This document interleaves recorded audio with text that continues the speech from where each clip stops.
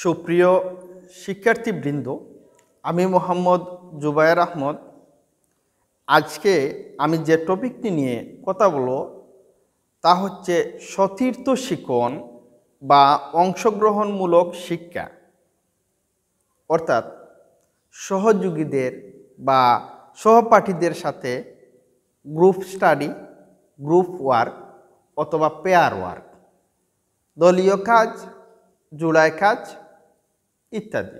এই বিষয়টা নিয়ে আমি আজকে আলোচনা করব, অর্থাৎ সতীর্থ শিক্ষণ বা অংশগ্রহণমূলক শিক্ষণের সুবিধাসমূহ কী, এই শিক্ষণে যদি শিক্ষার্থীরা অংশগ্রহণ করে তাহলে কি সুবিধা পাবে, কি অ্যাডভান্টেজ পাবে, শিক্ষার্থীরা তা থেকে কীভাবে উপকৃত হবে ইত্যাদি বিষয় নিয়ে আজকে আলোচনা করব। আমি বেশ কয়েকটি পয়েন্ট তৈরি করেছি। পয়েন্টগুলা ভালো করে খেয়াল করতে হবে এবং প্রতিটি পয়েন্টে কী বলা হয়েছে তা লক্ষ্য রাখতে হবে। তাহলেই সতীর্থ শিক্ষণের সুবিধা বা অ্যাডভান্টেজ, অংশগ্রহণমূলক শিক্ষণের সুবিধা বা অ্যাডভান্টেজ, সহযোগিতামূলক শিক্ষণের সুবিধা বা অ্যাডভান্টেজ আমরা বুঝতে পারব এবং তা করলে আমাদের জীবনে বাস্তবিক কী উপকার আসবে তা আমরা বাস্তবে ব্যবহার করতে পারব। আজকের টপিকের পয়েন্টগুলো সম্পর্কে আলোচনা করি। পয়েন্ট 1, শিক্ষার্থীরা আত্মবিশ্বাসী হয়ে ওঠে। সতীর্থ শিক্ষণে শিক্ষার্থীরা আত্মবিশ্বাসী হয়ে ওঠে। অংশগ্রহণমূলক শিক্ষণে শিক্ষার্থীরা আত্মবিশ্বাসী হয়ে ওঠে। তাছাড়া বিষয়বস্তু সম্পর্কে সচেতন হয় এবং বিষয়বস্তু সহজ ও মূর্ত হয়ে ওঠে। দ্বিতীয়ত, আলোচনার মাধ্যমে সঠিক ও সুষ্ঠু সিদ্ধান্ত নিতে পারে এবং শিক্ষার্থীরা পাঠে মনোযোগী এবং আগ্রহী হয়ে নিজেদের মধ্যে বোঝাপড়া করে সঠিক বিষয়টি বুঝতে পারে। পারস্পরিক সহযোগিতা, সহমর্মিতা এবং দরদি মনোভাবও গড়ে ওঠে।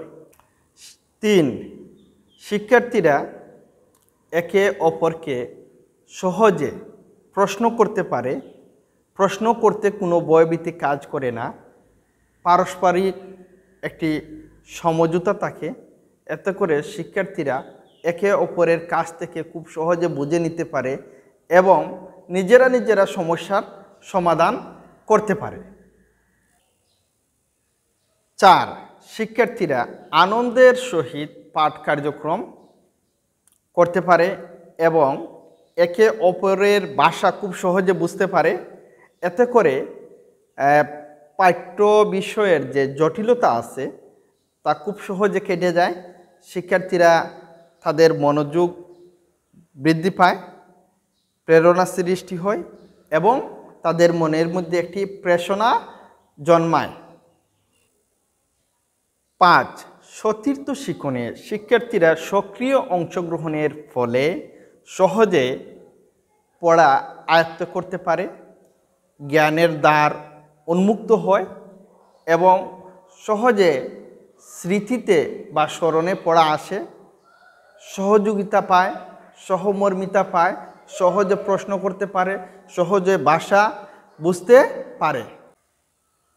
শিক্ষার্থীরা পাঠে উৎসাহ ও আনন্দের সহিত কার্যক্রম চালায় এবং শিক্ষার্থীদের মেধাশক্তি বৃদ্ধি পায়, শিক্ষার্থীদের বুদ্ধি বাড়ে, দৃষ্টিভঙ্গি বদলায়।